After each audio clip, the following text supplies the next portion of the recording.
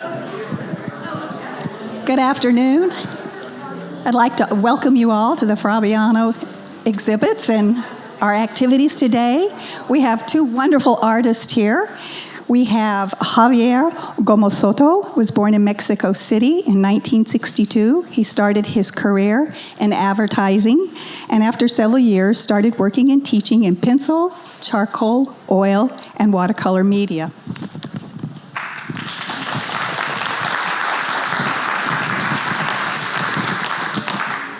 Michael Holter is an award-winning artist who works in watercolor and oil, whose paintings can be found in private and corporate collections in the U.S. and several foreign countries. Although Michael has been painting most of his life, his work experiences spans a wide range of creative challenges. Please welcome Michael and Javier.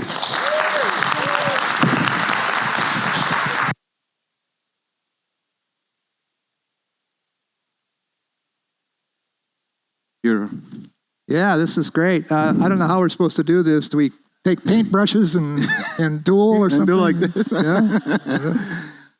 I've never done this before. Have you? Yes, no. Well, sometimes, but with another painter, no. Yes, it's the first time. Yes. Yeah. Okay. But the artists, always we are friends. We are free. We are. That's the way the artists are. So.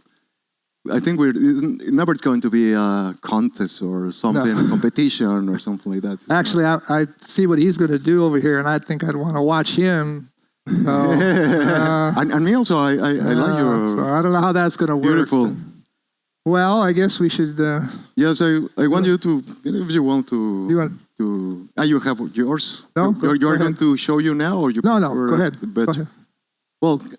I'm going to do this one. It's a Cherokee. Yes. Thank you. Thank you very much. Okay. Okay. Oh, see, okay. Thank you. Thank you. Okay. This is. Thank you. Thank you.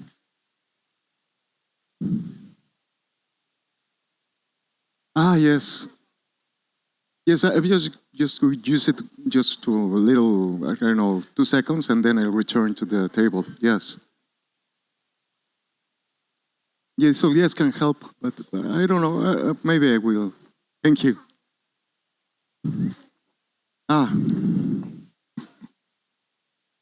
Yeah, thank you very much. Well, I don't have a fancy painting to show like that, but so what I'm gonna do is that this is the Tarrant County Courthouse from down here in Fort Worth. For those of you that are from this area, you will recognize it. Those of you not from here, it's a beautiful, beautiful building down on I think it's Belknap, about what 2 miles from here probably. And this is not a very great photo, which is fine with me. I'm not going to try to copy the photo. I have a couple other images that are from different angles and things, but it's really this is really about trying to create a little bit of an atmosphere, and this building is going to be a bit sort of a backlit sort of subject, so I don't have a lot of things to spend a lot of time boring you with, hopefully. So we got wiring problems. Yeah. Well, I'll just kind of get started. Just generally speaking, my paints, I've got them up here if you're interested at all. A lot of them are Daniel Smith, a few Winsor Newton, a couple others, some Cheap Joes, and a couple of Holbein. But mostly it's the Daniel Smith stuff. And unfortunately, they did this nice little batch of colors for me on these little cards. I don't have enough to give everybody, but there's one there. Let's see. Paint, let's just do it. What I'm going to do on mine is I'm going to do a wet into wet wash over the whole thing. I have drawn this out fairly detailed, and I've applied a little bit of masking fluid to a couple of spots on here to kind of save some whites. There shouldn't be a lot of white left when I'm done. Um,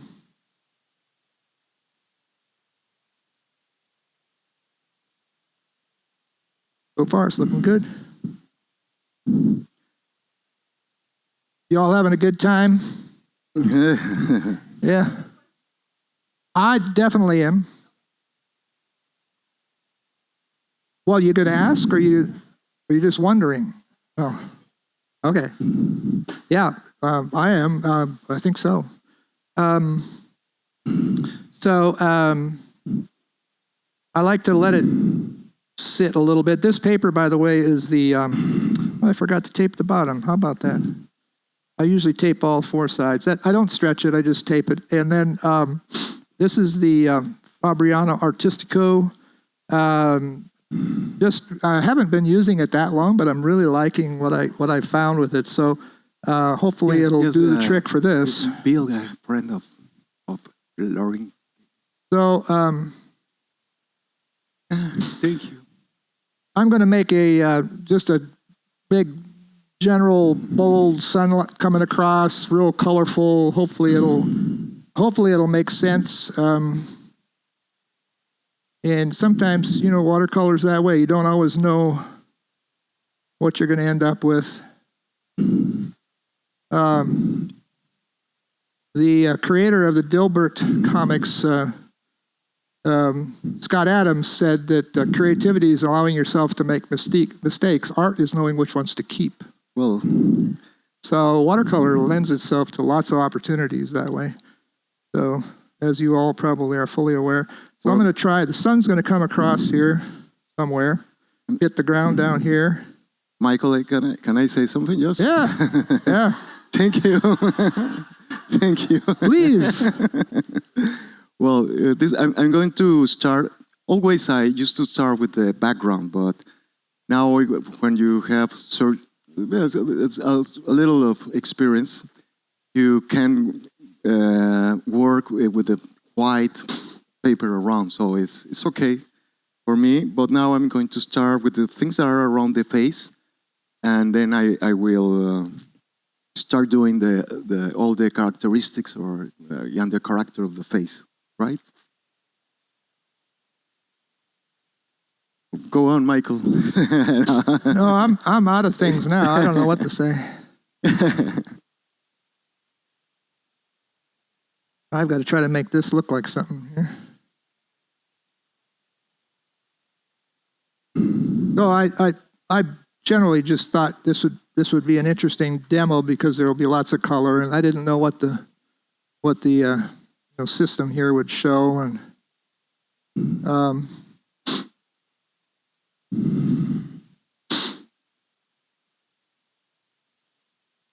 yeah, things never look the same up there.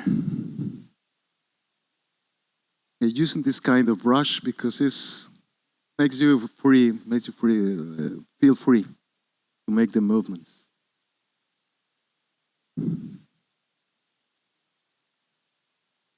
Is one chong? No, I don't. I don't speak Chinese. Sorry, but I think it's Chinese or Korean, but I don't know what it says. But it's like this.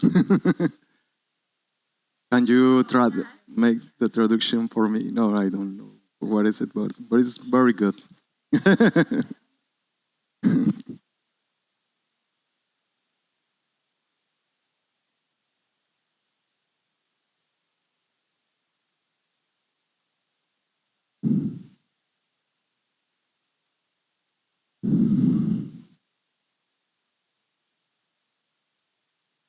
Me? Well, I'm going to dry this when I get this basics in here, and because I really don't like to work too much into damp paper. A lot of mud happens in damp paper.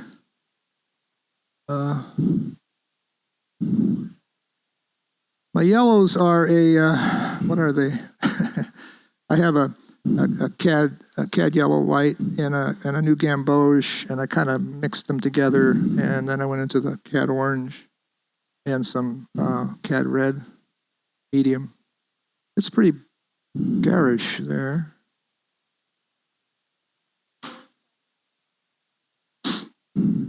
It's not. Things sometimes don't work the way you want them to, but that's okay. I was expecting this to be just like flowing magic,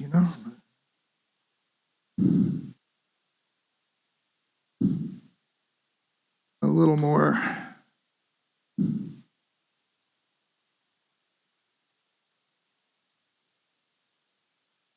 It's going to be a Cherokee. Cherokee is like this.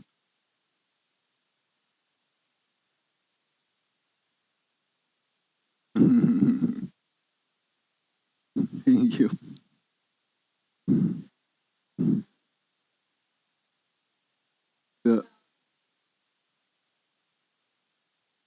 No, or I'm not able. The phone. Like this. Okay. Thank you. So let me go to change. This is Princeton. Yeah. This is now Daniel Smith. But I have also Sennelier in this one. And this is Schminke with the other is Daus that Blick prepared. Do you know those work? They are good also. So I have a lot.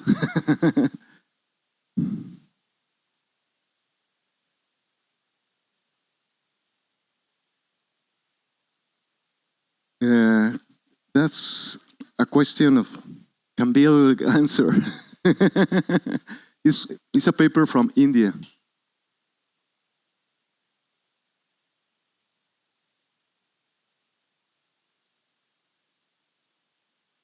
Yeah.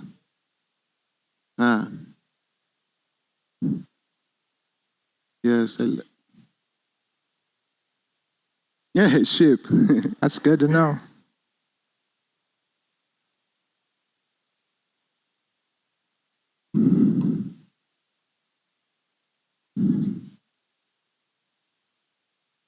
What? No. There's a hair dryer there, but it's so noisy. I hate those things. This is my little heat gun called a Ranger heated craft tool, and when I started doing online teaching, I had to turn my microphone off when I tried to dry something. It was just annoying. So I found that this was quiet. You can talk and it gets it's hot. It's a heat gun, so it.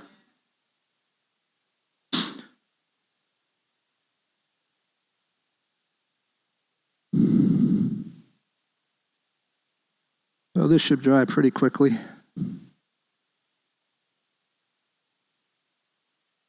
So this is the watching paint dry part.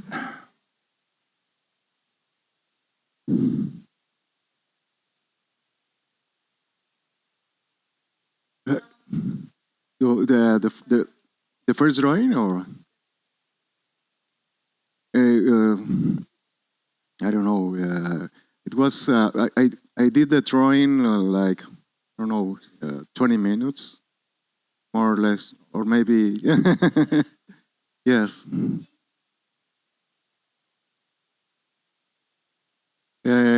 No, I do it directly. Yes, it is. Oh, you're welcome.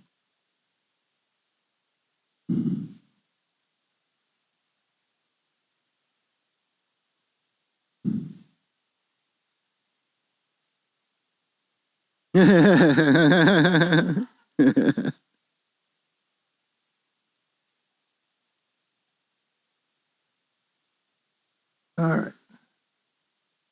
I think one of the things teaching a lot of workshops, I think one of the biggest problems that students have is not drawing between layers. The way I paint is usually a layer of light value, and then start building up. And if sometimes people get into it and they want to just keep going, they don't want to get up they're just impatient, I guess. And it just really can get muddy. You can throw all the colors on your palette together and into water, and if you let them do their thing, they'll be okay. But if you start pushing them around,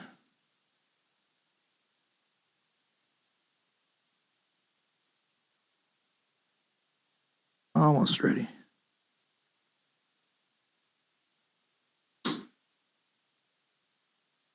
Now I have a few. I've penciled in a few little, like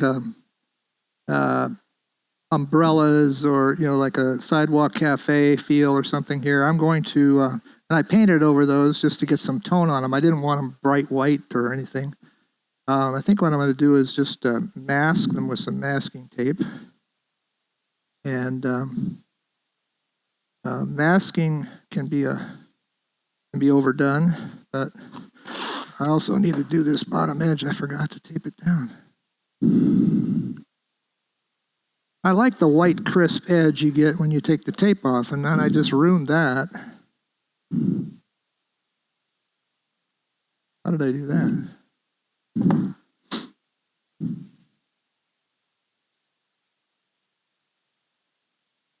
Yes, well, it's my first layer, and I'm going to make it stronger in the second one, and bring out the, yes, yeah. Well, yes, the shadows of the right side. That is the left side. I know it's the right side, it's okay.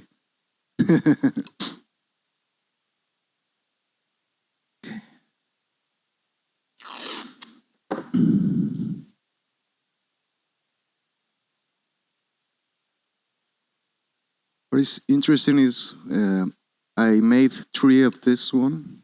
Well, this is the third one. Or always they are different.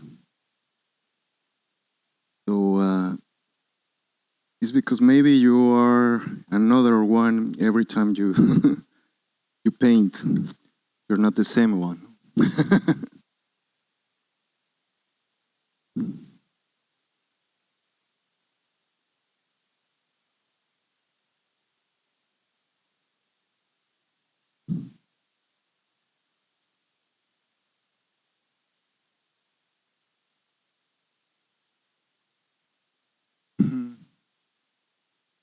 Hot tea, coffee and sugar. Yes, for me it helps. I like music. When I start doing this, I was listening Rose and Guns N' Roses, something like that. Yes, and it helps.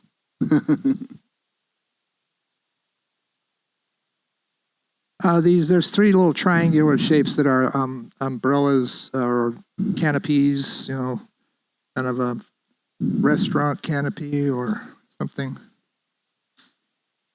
I just got my fingers in here. I don't know, kind of sloppy today.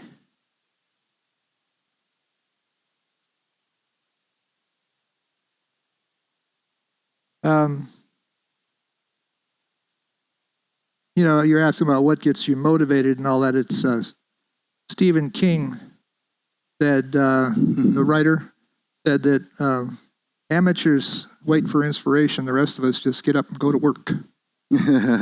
So sometimes it's just, you just do it. You got, if you're into it, and if you're an amateur and you want to, whatever, but you really want to get into your art. I recommend to students is just even start with some small things or some, just do something. Start painting. Start doing some little washes, some little landscapes, something, whatever. Get yourself going. Pretty soon, it's 4 p.m. and you've created something. So sometimes that's just the key. I think it's just to get going. So what I'm going to do here is I'm trying. This photo is pretty flat. There's not much to it, and that is kind of why I picked it. I didn't want to have something with a lot of strong light and shadow. But I want to show some depth. The street's going to give me some depth, but I want to also push back these buildings back here, and maybe back in here I might even have a little church structure or something sticking up. There's something fiction. The main part of it, of course, is this. So I want to keep my attention on this. I don't want it as dark as I'm going to have a building up on the left side, and that'll be more dominant to frame it in. So I have to watch my values. I want them to go softer in the distance. I love aerial perspective and linear perspective and all those things. So where do I start? My favorite brush is the Princeton Velvet Touch Long Round. I'm in a variety of sizes. Princeton also has a Aqua Elite long round. They are longer and more pointed than the most rounds. They can do great, almost like rigger lining, but they hold more paint. So they're really, really great, I think. Let's see. I think I will start in the back and try to keep it light and pale. Cool receding into the distance kind of thing. I'm just going to make up a... This Princeton is very good. You can make this kind of point. The brushes, I love this. Are you look there? Yes. Well,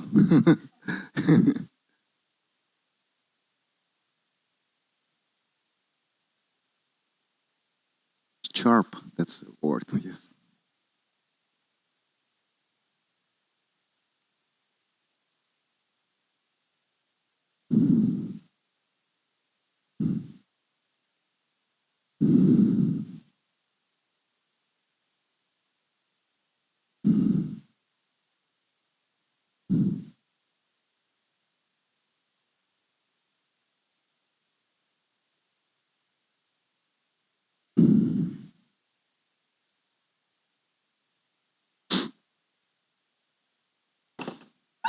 Yeah. Well, God bless you. I'm going to blame that bad brushstroke on you.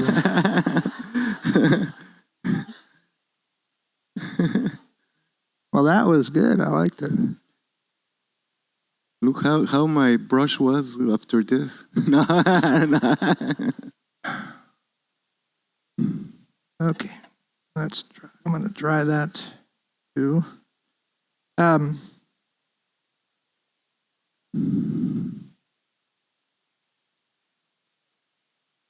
think the main thing for me on this distant things is I don't want to bring much attention to them, so they're just a little shape, and that's really all.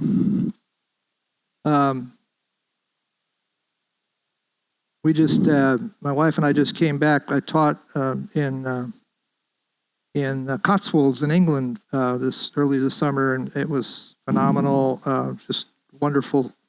And some of the structures there, I started architecture when I was in college. First thing I did, and I didn't want to keep at it, so I gravitated toward art. But anyway, the architecture always fascinated me, and the places like Bath and some of those places, the architecture is just amazing, quite remarkable. So I guess when I see these kind of structures, I start thinking about that. Although this is Fort Worth, so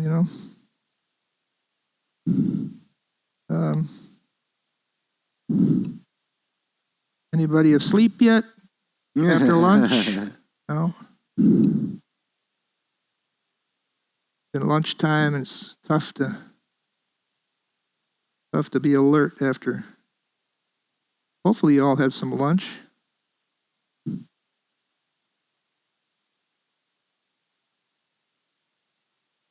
I was driving down Belknap, and I was doing what I call a drive-by shooting. It was just, one of those things where I just see things when I'm driving a lot of times, and I'll just grab my camera and stick it out and start shooting. It doesn't really matter sometimes if I get a good image. Sometimes it's just enough to make it interesting, but anyway, this was good enough, an image to work from. Okay. It's going to get darker down in there eventually. Darker. There's a car right here. The light's going to be hitting the top of these cars a little bit more than the distant stuff.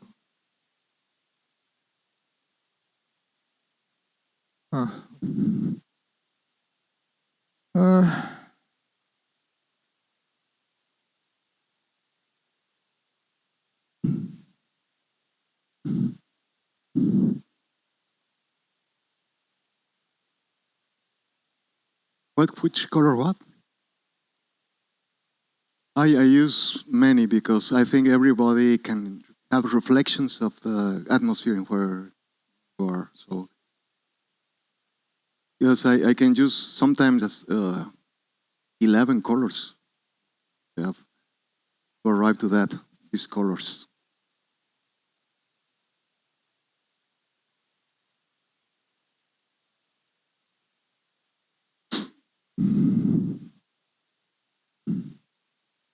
All right, I better start on the top of that building. I'm going to...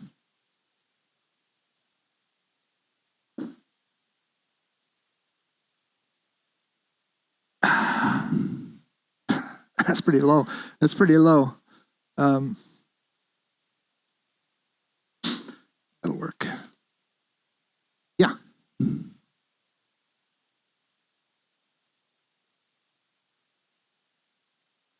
Oh.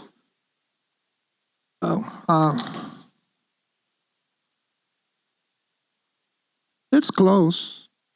I've had worse.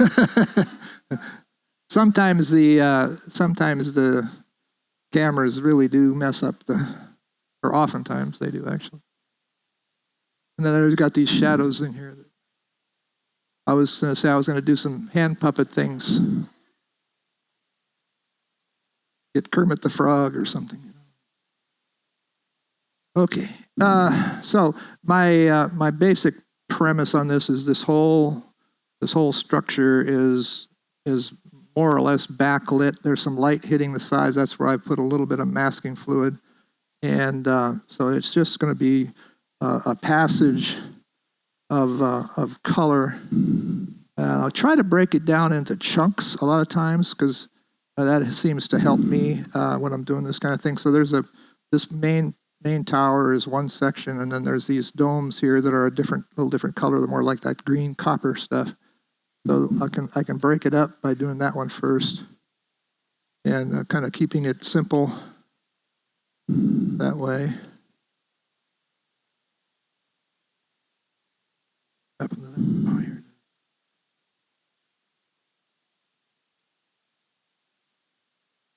So y'all are awfully quiet. Yeah. So this part up here, it on the photo and the reality, it's not copper colored like the other ones, but it sort of has that appearance. And I think I'm going to probably use that idea. And what I usually do with that is just throw some cobalt teal in somewhere when it's wet. Just get the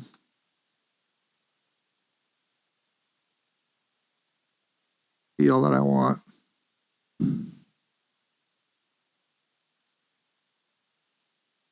I do. I have. Yeah. What happened? Like this. It's okay.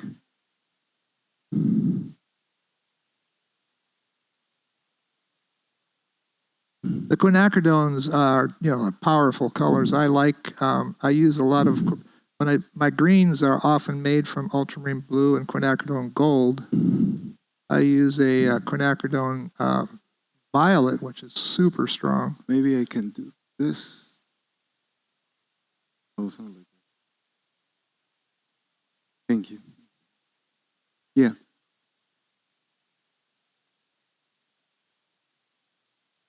In both. sometimes in the palette and sometimes in the paper. I do the both. Yes. So that nice pop there, I'm going to put a little cobalt teal in there just to give it that coppery feel. Very good, Michael. Yeah? You're looking over my shoulder? I'm copying you. I've done a couple of things where you have three people and you swap the paintings, We could do that. We could do that. Sometimes pretty messy. I just added some cobalt teal into that color that I had there, and it'll melt in and give it a little bit of that blue green feel. Now there's light hitting this side of the building. I don't want to overdo that. Let's see. This is kind of piddly here. How long do we have? A long time, right? Super.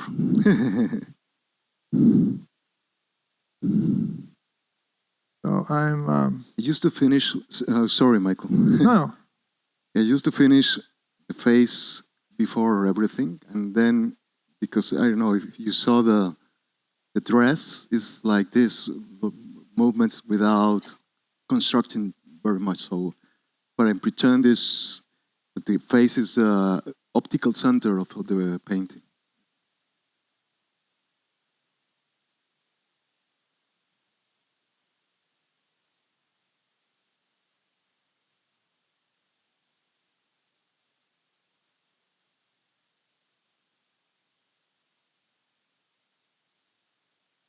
So there's some small areas where the light is shining. Now there's openings in this tower, so if I keep some of that little splash of light shining through, I happen to have mixed a color that I really like. Usually I use a lot of ultramarine blue and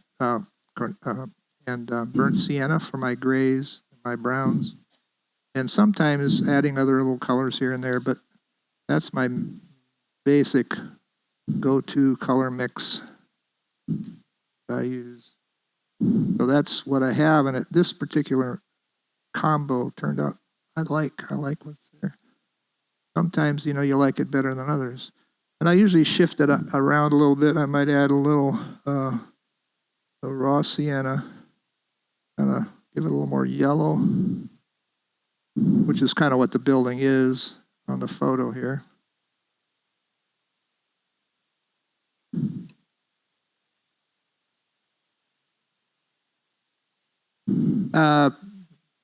Good question.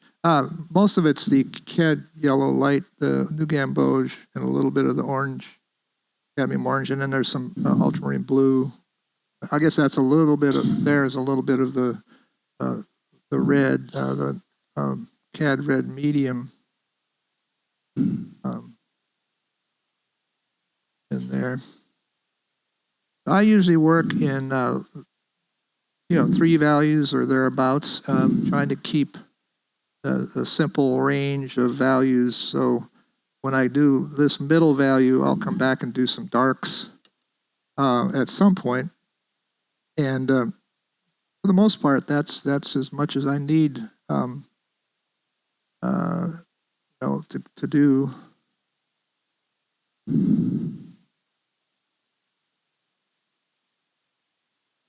For the most part.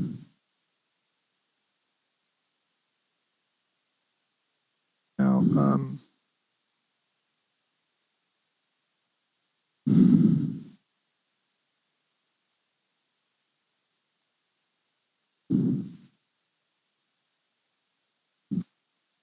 Show you a little.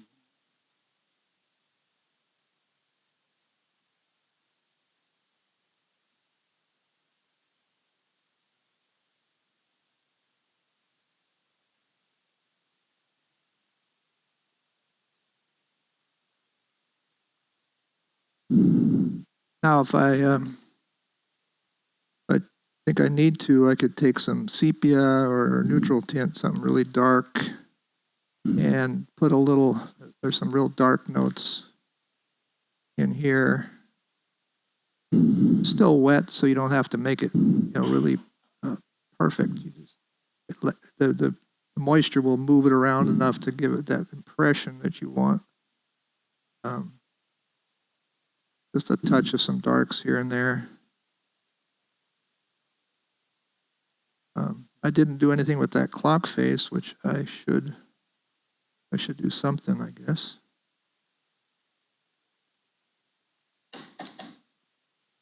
I don't want it to be as white as it is there. Maybe I'll put a little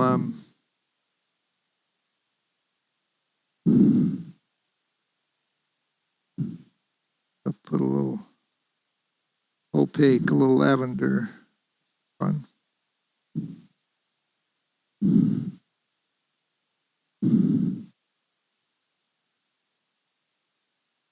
It bleeds a little bit, that's okay. Okay, that's the first portion.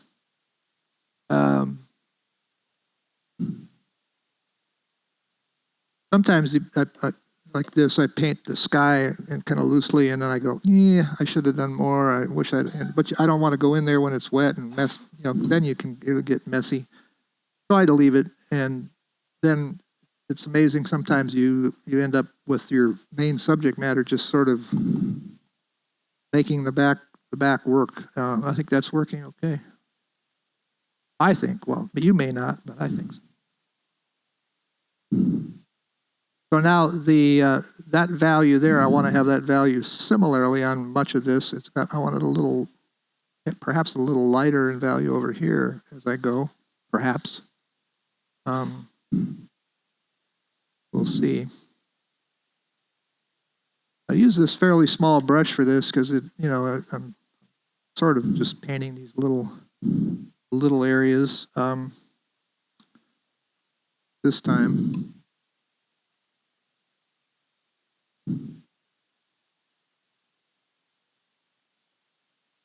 Anybody know joke?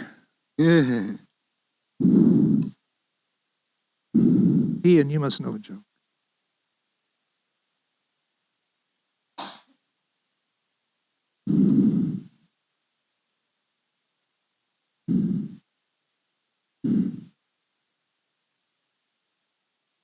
No, I used 3 photographs to make it. Hello. Yes,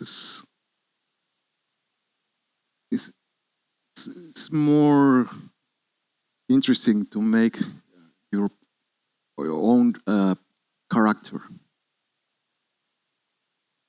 Yes. This is like the creative process. Yeah.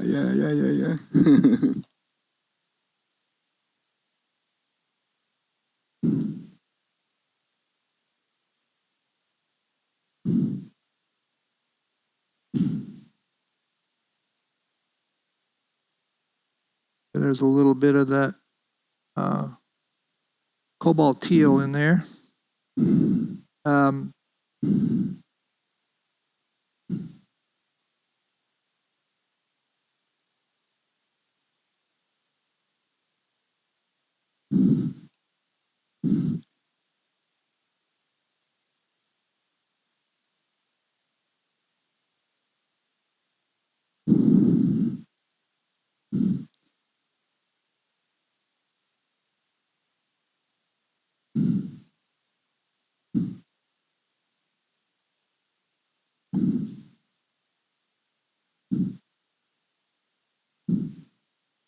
Trying to make this a little darker in here now.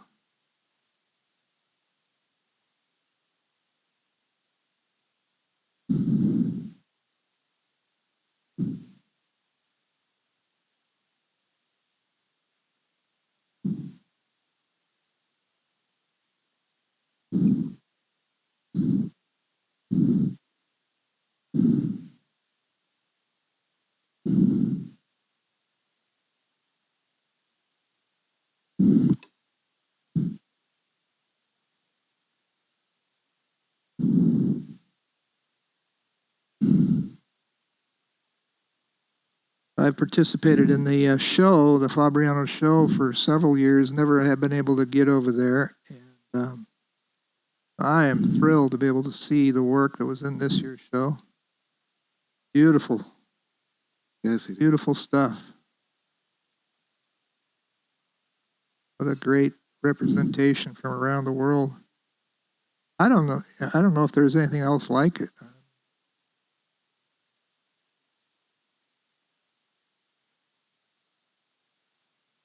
Darks here.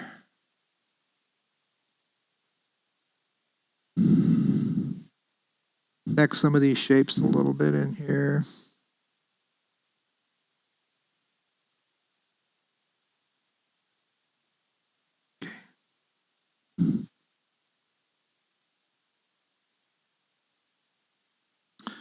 This whole portion down here, a lot of this is in the I'm going to keep it kind of in the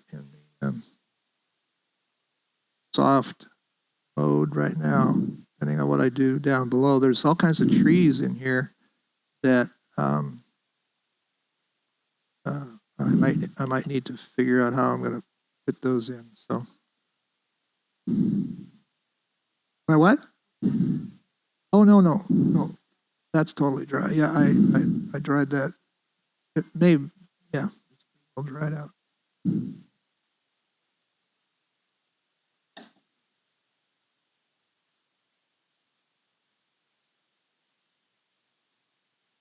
Fort Worth. Yep. There you go. Just watch what you're doing when you're driving that way, you know. What? You could. Good. Yeah, huh? Plano, Texas. Just down the road, so I'm from right here. So yeah, we come down. One of the things we love to do is come over here for the Fort Worth Stock Show Parade, which will happen now in January, and take a lot of photos. It's just, you get some phenomenal characters, and I've gotten some great paintings from some of those people that I've shot at, that I've photographed. Gotta watch what you say. Okay, that one also needs some cobalt teal to give me that little copper feel. And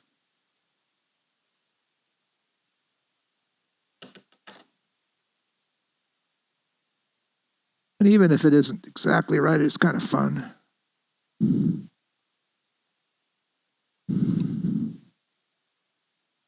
Okay.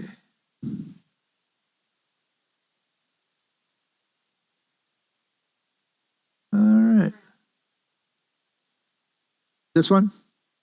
No, it doesn't. It's pretty, it was even worse than this. I took it into my computer and tried to give it a little more detail, contrast and stuff. But no, it's a pretty dull photo. A lot of times the photos I work from are not that interesting in themselves. They're not works of art. They're just, they're just something that to me gives me a direction to go, or a shape or a form or something.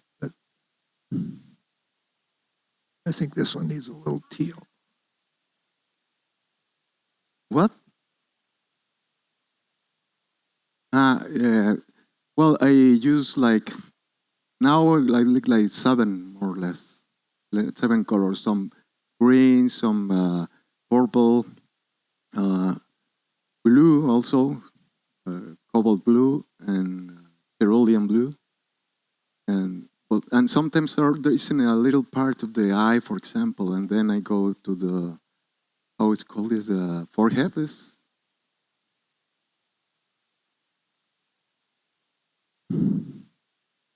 think what I heard him say, and I would concur with that when you're painting people, you don't have to paint flesh tones. Yeah. A lot of people, I think, want to get the tone, the color, whatever flesh tone is, they want to get that, and because the flesh color is relative. Doesn't matter what color it is, if you get values right, and if you get some of those other features, you'll have something that works. I'm going to keep this a little bit dark in here.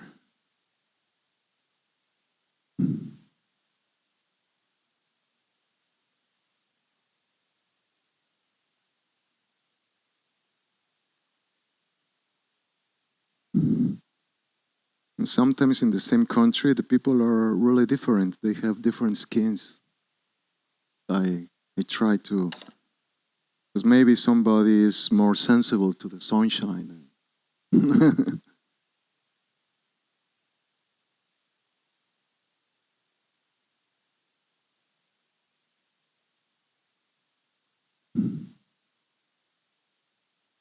That sounded like my alarm from this morning. What time you woke up, Michael?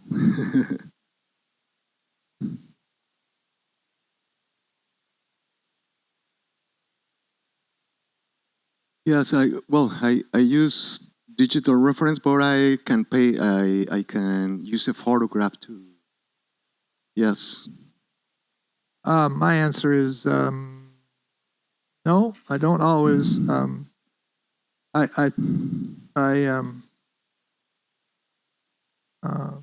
Sometimes it's digital, but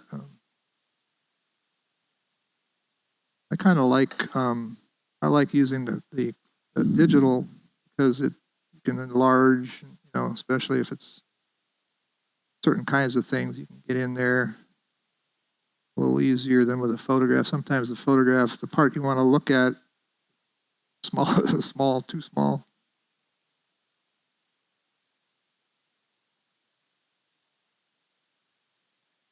What I try to do when I'm doing these kind of things, for the most part, is I do work out of a stew of ultramarine blue and burnt sienna, and then mix it back and forth. So, it might put some raw sienna to make it more yellow, or I might put this teal in there to make it kind of more teal colored or blue, or depending on where I'm painting, what I'm doing, I'll adjust my stew to fit the subject and mix it back and forth so there's a variety.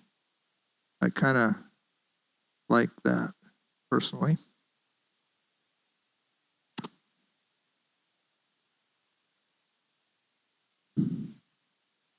I suppose I should get moving here. Taking a lot of time.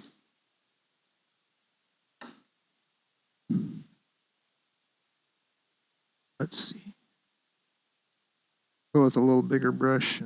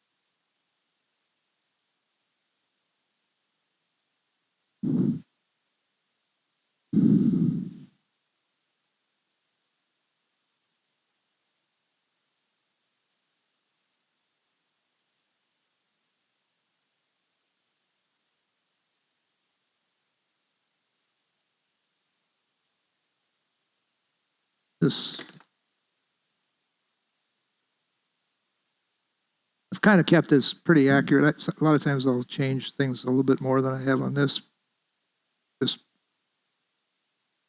For demos, it's sometimes easier not to pick up too much. But this area of this is all reflecting glass over here on this building, which is might be a little annoying. We'll see how it plays if I leave it.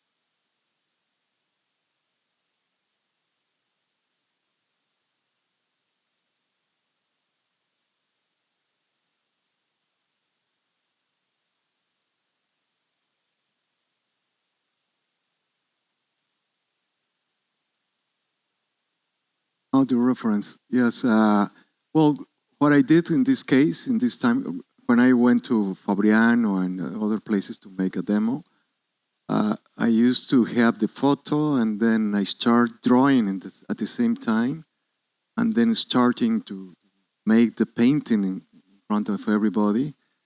But it took me a lot of time, so then I have learned that I have to practice in my studio in Mexico City. So I made 3 of them, and it was good for me because you are with better strokes, brush strokes, to do it, and you know what's going to happen. So these are lessons for me also. So I occasionally do sketches, thumbnail sketches. It really depends on if I'm doing plein air. I would do a thumbnail. I use a camera, but I'm trying to find the values and the composition. In the studio, I don't do it as much, and I also I have painted this subject before, and so sometimes my sketches are my bad attempt the first time, and I do multiple. So that happens. And hopefully this one will work out.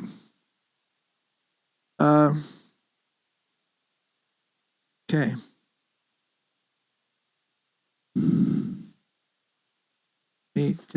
I'll just hold it up. Maybe it looks a little different without the camera. I'll see it over there. This camera is doing a pretty good job, actually.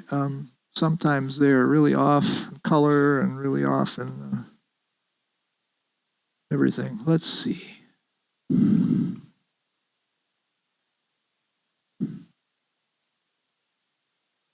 So I'm going to do a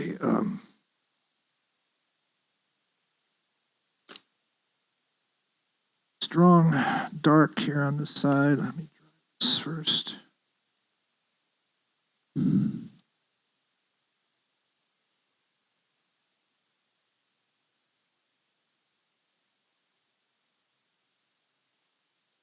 Yeah, it's called a heated craft tool.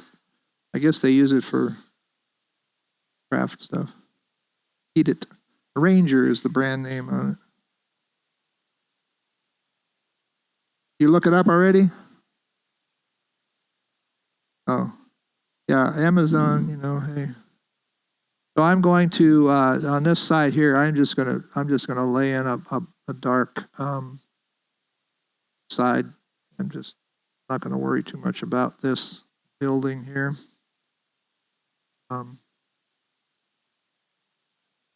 Things.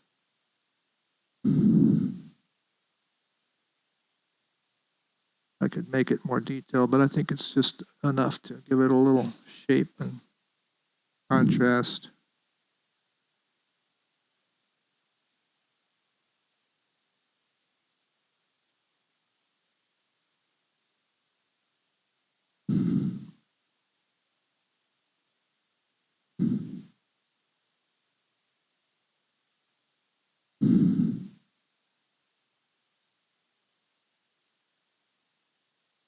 So my shadows are going to come across this street here.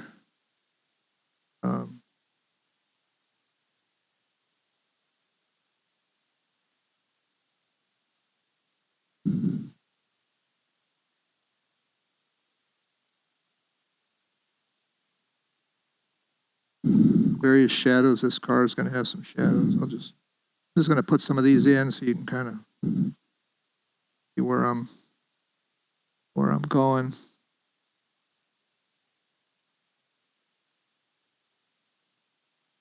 Might be a little backwards, but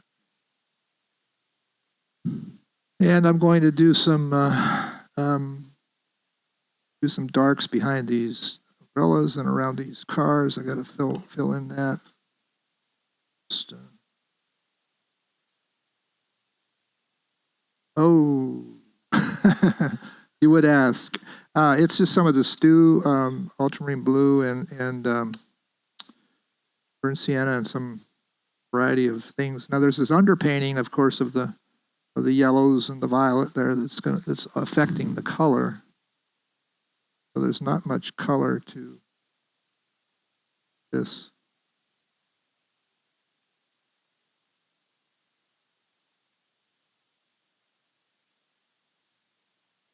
Let me try this so I don't put my hand in it. So I like what I've got up there on the top of the building. There's enough detail there to get you into the painting. I'm going to put some stuff along here now on these cars in the street and these tents. Kind of bring some center of interest down. So this would be really my center of interest area down here and down into this L. So it's kind of an L composition, if you will. Kinda.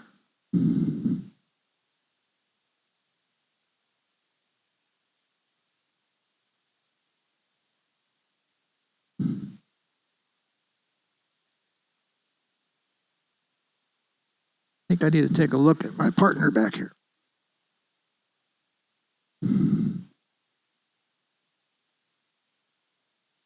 I have to. Isn't that nice? Wow, I have to. beautiful. Thank you, Michael. Yeah. I need to keep going. Yeah. It's important to have a distance. Got a great look on his face, too. Yes. Yeah, it's beautiful. Thank you. See? Super. Yeah, we're getting there. Super duper. Good thing we had two different kinds of things here. That was fun. Yeah, it is very good. Totally Different, different. but I love that the tower is going super duper. Your light in the floor is super. Yeah, It's we'll very well. see how it works here. Yes. Super. Hey, we're having fun.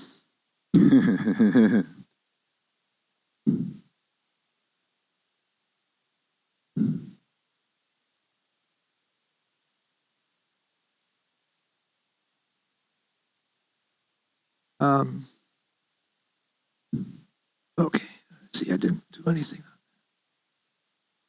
So this little part of the chimneys up here, I did not do anything to them yet, guys.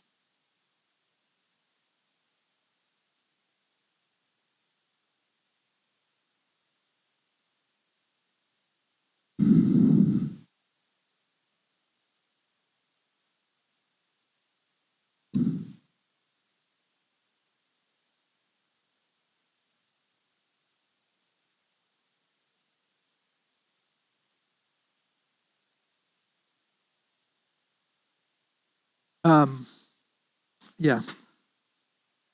Goes till 2:30? All right. Well, better get going here. I'm going to take the tape off my, well, no, I won't. I'm going to put some color back there. I'll do it afterwards. I'm going to start with some value. I'm going to work my way across, I think, on this car. There are some cars in here. This one is probably the one I was sort of working from. Basically, back of a car is a trapezoid over a rectangle and a couple of little rectangles. So you don't need to try to get the name brand and all that kind of hoo-ha. But so I'm just going to start with a windshield or rear window, actually. Get some shapes in here. And then here's the back end of the car. And there's, you can get picky on the details on this sort of thing, or you can make it simple. It's not about the car, although you want to have this scene have the right items in it. So cars in this case are part of the scene. There's another one over here. The eye level a little lower than the top of this one. It must be a taller image. My eye level is about right in the top where this one is.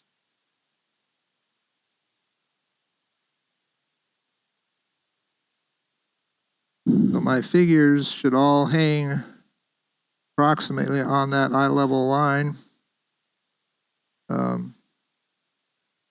And they should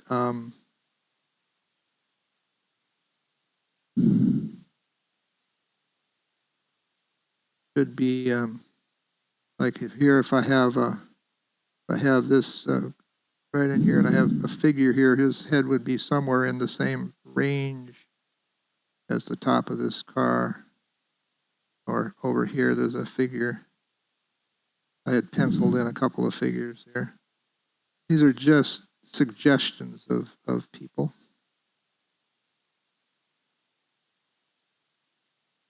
Over here, I have a little group of people at this little sidewalk cafe thing, but I think I need to darken the value in this whole section here underneath the. What happens in the city street or in the forest, whatever it is, you have light doesn't get to certain places as much as others, and like the lower levels of a street are usually more the sun doesn't get there even if it is a sunny day. You have to, I think, account for that. I'm going to put a little more value here. All the way along.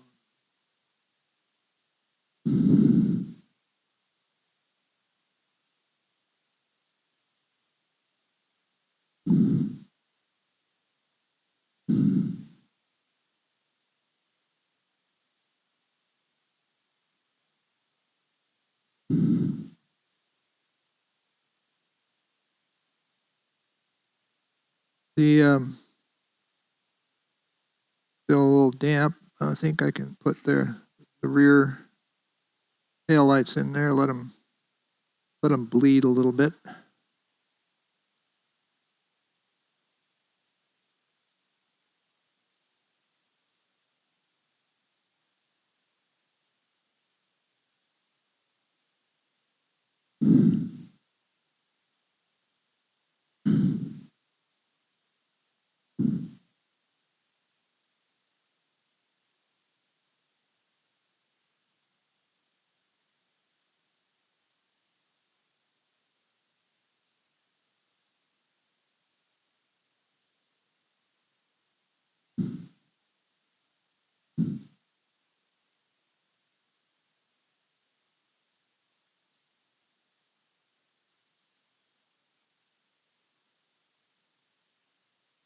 How much time we have?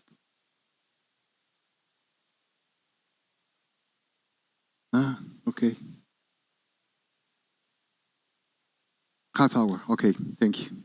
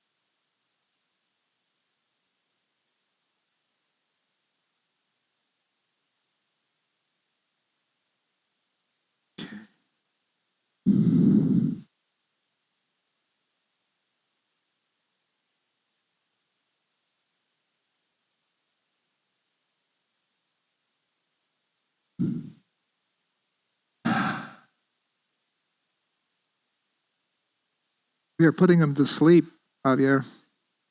But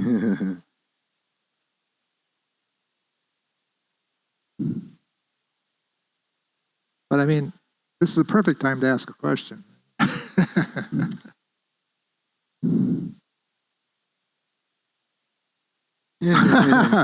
Are you asking me?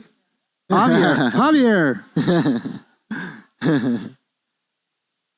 We got a couple of distinguished artists in this room. There's several, and I hate to say, there's lots of really good ones. I mean, I'm a great fan of John Singer Sargent. Singer Sargent, wow. Got the chance to see. When we were in England. We went to the Tate in London and saw the Sargent exhibit. Super. Very, very good. Very, very powerful and large and dramatic stuff. It's also spontaneous. His strokes are super duper.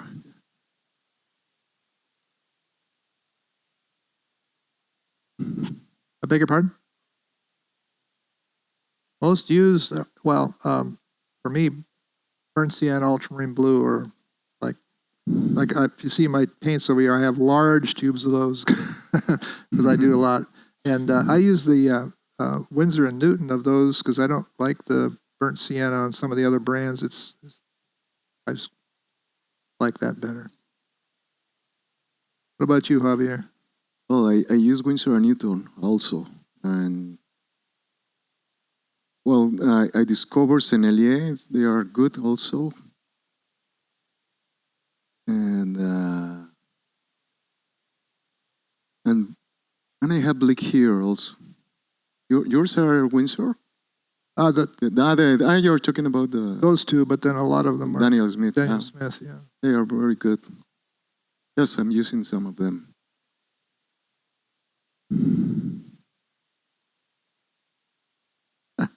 What color? What?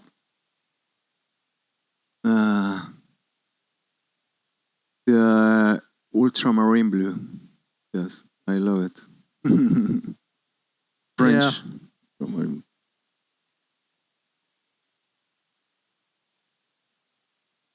Yeah. No. Yes. Yes. It's because it's part of my breathing. Just look at this. It's a lot of blue, no? Thank you. Well, I haven't finished yet, but... yes. It's a process. Thank you. I'll keep doing.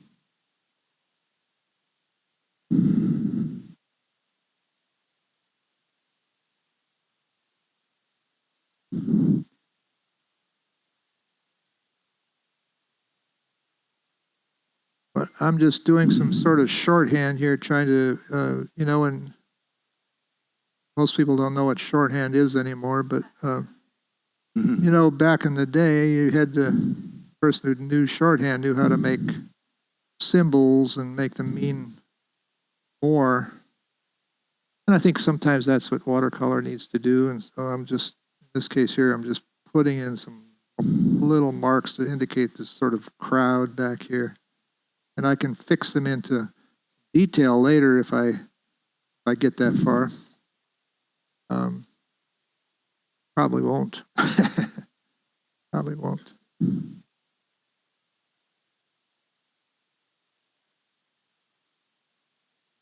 Make it? No. No. That would be fun.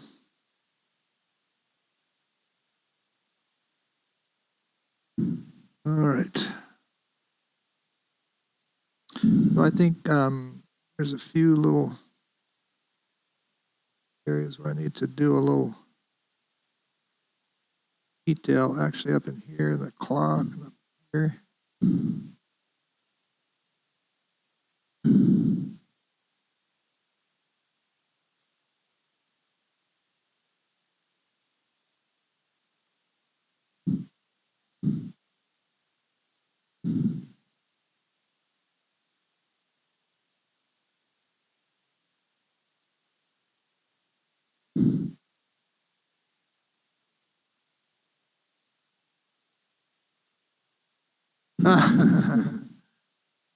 Well, you know,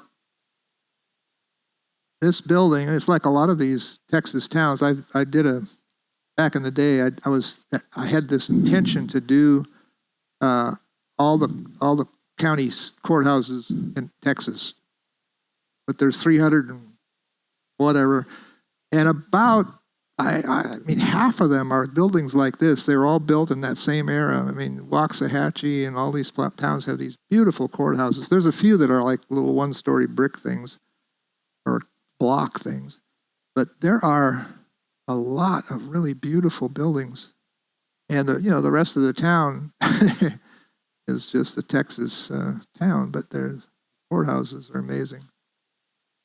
That's just, so again, the symbols, I just want to indicate something here on the rear buildings, nothing very complicated. Here. And in here, what's really here are trees, which I didn't really, I didn't put a lot of the light value in there. So let's see.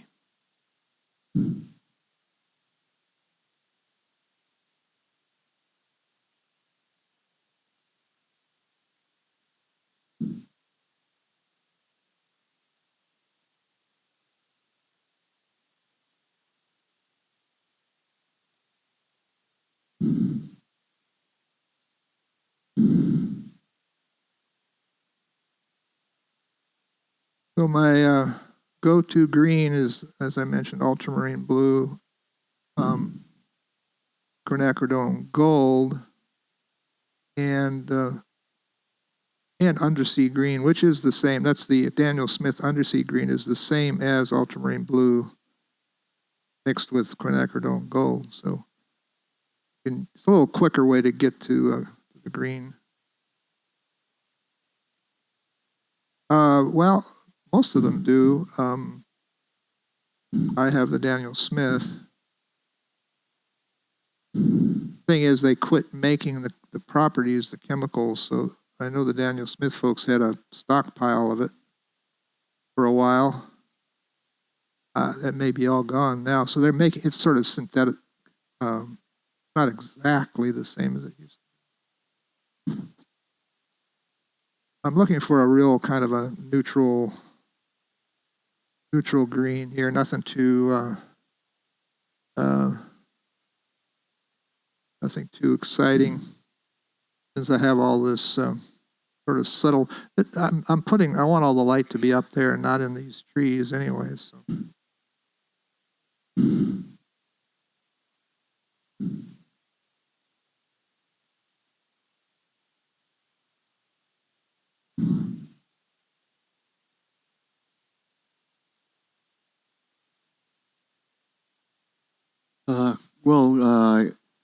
I'm trying to make him like a warrior, and try to have this fear. No, how fiereza, como se dice, how is brave. Fearness. That's right. That's right. Yes. So that's why I return back to the face time to time, because I need to feel it, and he has to communicate myself. That I need that. Yes. Yeah. Yes, it is. Thank you.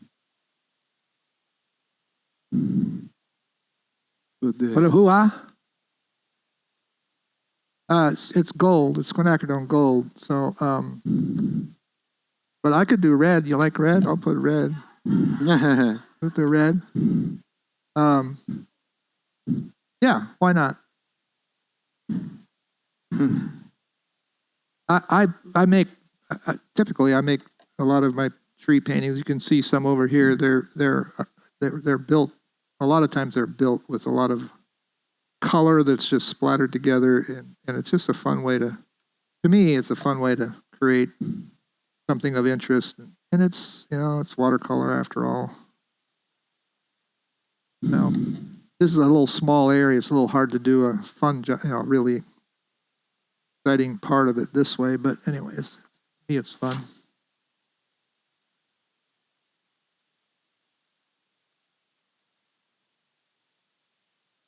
Missing it. What? Triangles, yeah. After I painted that first value on, so, yeah.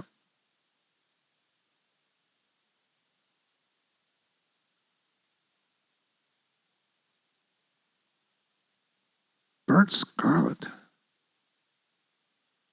I have a quinacridone rust that I use, and that's, to me, it's like a burnt sienna on steroids. It gives you a little bit more of that quinacridone pop. I'll use some here. And it separates out colors a little differently than the burnt sienna, but it's the same kind of color. It's just got more power to it in some ways. I need to figure out what I'm doing down here. I'm not going to make it very detailed. This is just somewhat abstract, okay? You allow for some abstraction?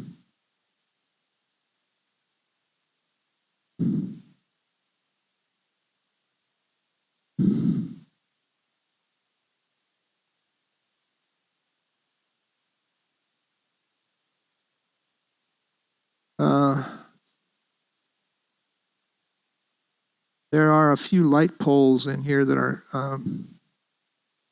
they're not very elaborate. They're kind of boring, but I'm going to put some in.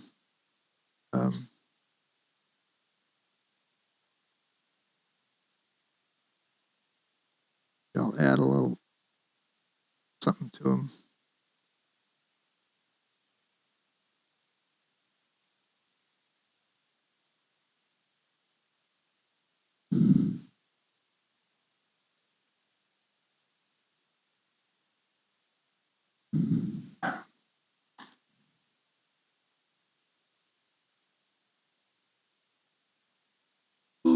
Somebody has how to say, cutter or something like it's okay, cutter.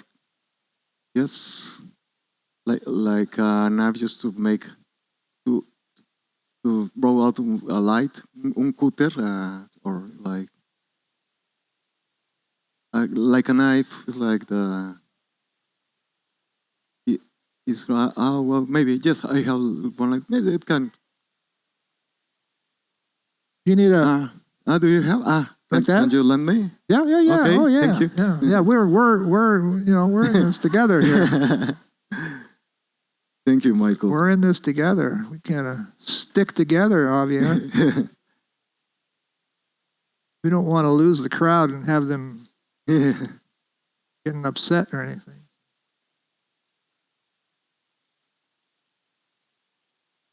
Well, I don't know how much longer we have, but I'm really thankful to be here, and I'm grateful that Javier and I got to do this.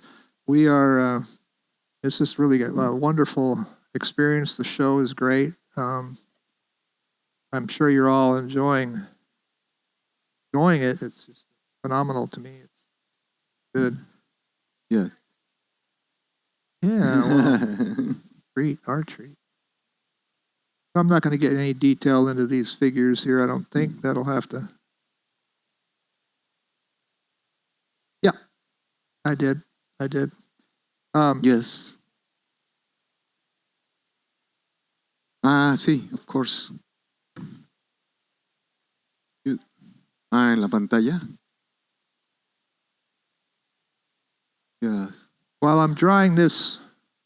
Thank you.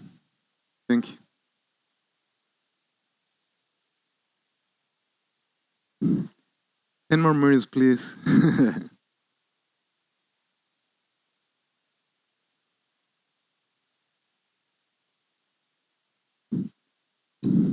I'm taking off the masking fluid I put on a few spots here on this main tower.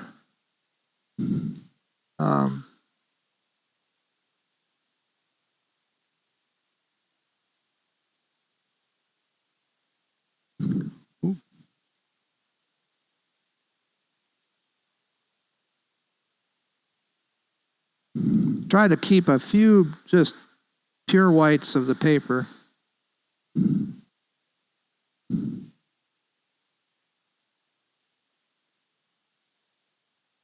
I'm sorry? No, I did not. Just little whites here on that tower. There's a little bit right there. I just have to feel around until I find it. A little bit right there. Now I might go in, like these are pretty big and white. I might have to do a little toning there. Another thing that I do typically is enhance some of this with a little bit of opaque. I definitely will use some whites, white opaque, titanium white watercolor, or of course any of these other opaques. Now, since I have this warm sunlight coming across, evening light, let's do a little, I'm going to use the Joan Brilliant, which is opaque, number 2, I guess is the more orangey one. Let's use that to put a little bit of light on top of these vehicles, kind of clean up that edge.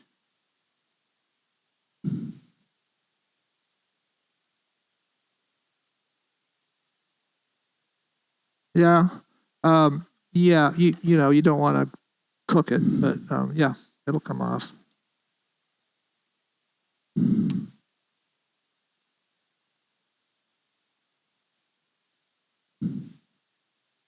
So my the street here, and sometimes the street has other lines going across. I mean, you can do all kinds of linear things. I like linear things down in the foreground on a street scene to kind of give it some depth.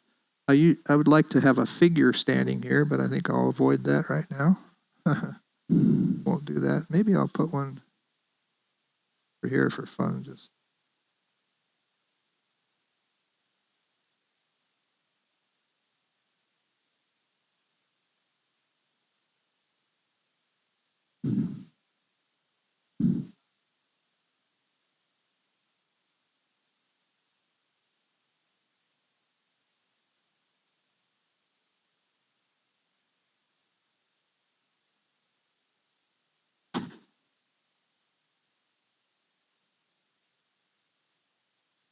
Yeah. Well, can you repeat it to me?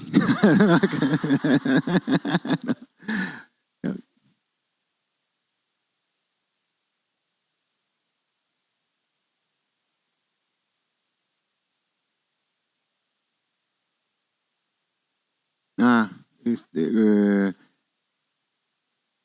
Yeah, I always use light that when it comes from the left side because it's a more stable light. So yes, but I have used to paint in very difficult conditions because sometimes when you are, for example, doing landscapes, you have to adapt yourself. It's okay to the things the things around. So yeah.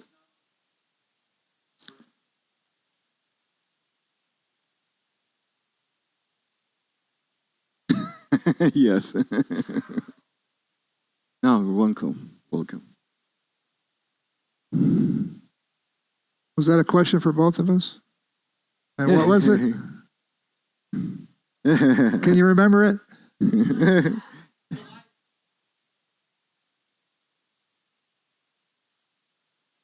Oh, I see. Well, so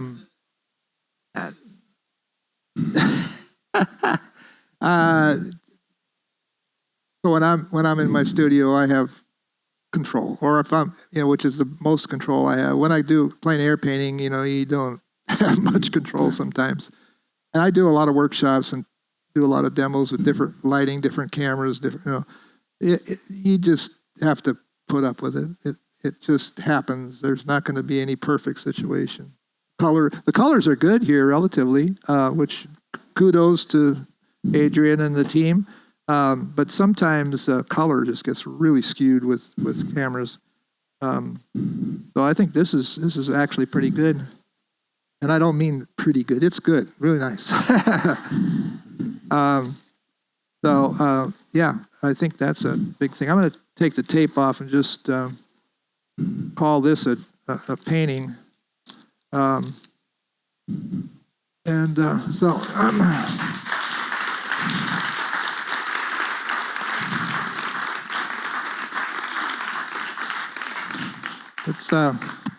It is what it is. When you get into these kind of situations, you don't know what's going to happen. And when I'm at home in my studio, I get a nice part done, and I go have a cup of coffee, and I come back and look at it, and I put it up on the wall, or there's this process that you can't do in an hour and a half. So, no, that's not an excuse. I don't mean it that way, but hopefully the loosey-goosey things work.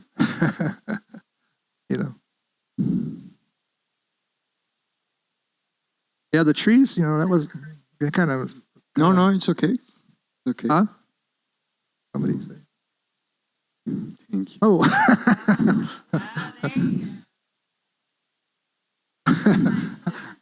I have a migraine now, but,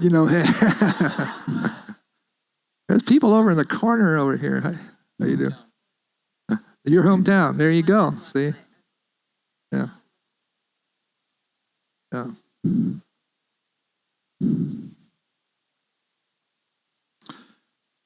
Well, Javier. Yes, I know. I'm calling it quits. Yes, may I see it? Super. I like it. Yeah. Very good. I don't mean to, I'm not trying to rush you. I'm not. No, thank you. I need to finish.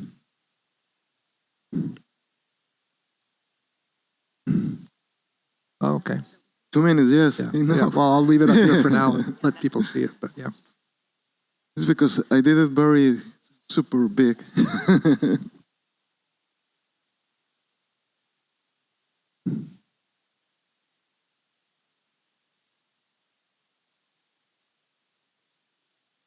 Probably put it back on here.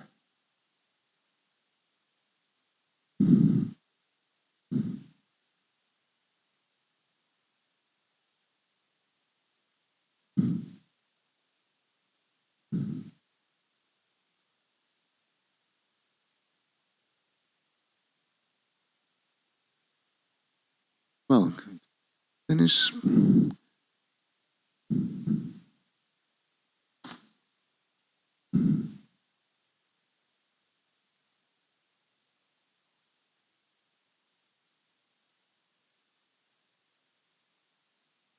Yeah. Thank you. Thank you. This is more.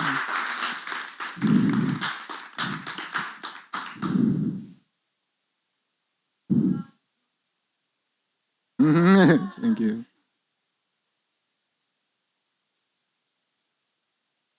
Thank you. Oh, sorry. Like this? Okay. Thank you. Thank you. Yes, because I needed a little light in the eye because yes, in this is in the eye. Yeah, that's right. Yes, good, very good.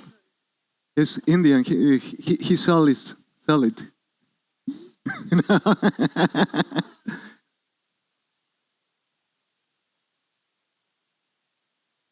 Yes.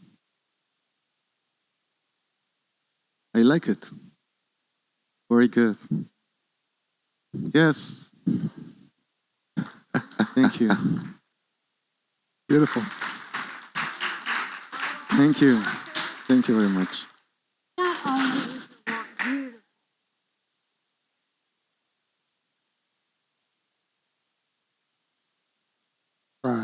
We try. I try to paint things I could do,